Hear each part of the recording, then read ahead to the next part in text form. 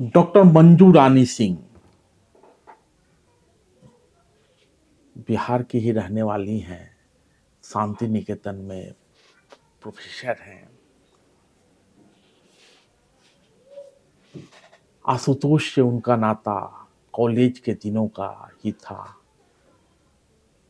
Senior थी वो और आशुतोष जी जूनियर रहे होंगे, लेकिन एक और नाता था जो कि आशुतोष ने खुद बनाया था, भाई और बहन का। अपने छोटे भाई की याद में प्रोफेसर डॉक्टर मंजू रानी सिंह सुना रही हैं ये कविता।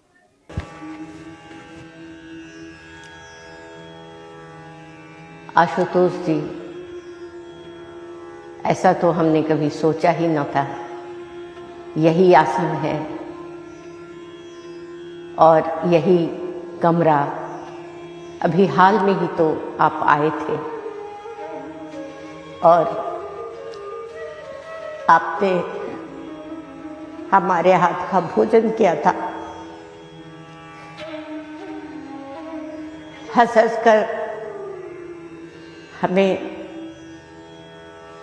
बहुत ही आनंदित किया था। मिठाई खा रहे थे। आप कह रहे थे कि आपको यह मनाही है, फिर भी झूम झूम कर गा भी रहे थे और खा भी रहे थे। इतनी जल्दी आपको जाना न था। स्मृतियों में चले गए। आज संस्मरण के बिछावन पर सो गए और हम आपकी स्मृतियों को लेकर बैठे हैं। कभी सोचा न था कि ऐसी संध्या हमारे पास अब और नहीं आएगी जब आप अजय के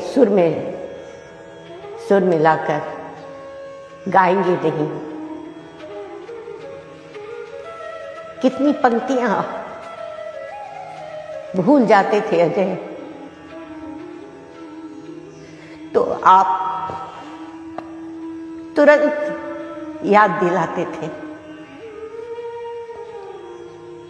नहीं, आपने बहुत ही अत्याचार कर दिया हम लोगों पर।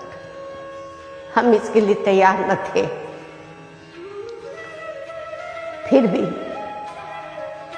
एक विश्वास है कि सशरीर आप नहीं हैं यहाँ, तो आत्मा विशालकाय हो जाती है, फैल जाती है हवाओं में, पंच तत्वों में। तो क्या कहूँ, श्रद्धांजलि अभी भी नहीं दे पा रही हूँ। स्नेह प्रेम यही लीजिए, यही आपके भाग्य में है। और ऐसा नहीं है कि दो चार स्वर मैं गा नहीं सकती, पर सचमुच इस विगलित अवस्था में मुझसे गाया न जाएगा। एक कविता मैंने कुंवर नारायण की आपके लिए चुनी है। आप सुनिए। आपको ही सुना रही हूँ। आपको सुनाते हुए आपके सारे दोस्त सुनेंगे। खाली फ्रेम एक कथ्य है, उसका खालीपन जीवन अथवा मृत्यु की किसी भी तस्वीर, किसी भी दृश्य को आमंत्रित करता खाली फ्रेम। उसकी अपनी असारता है, अपना सौंदर्य, उसका अपना वीरान है और अपना ऐश्वर्य, अपनी प्रकृति, अपना यथार्थ, अपना अवकाश, अपना असीम।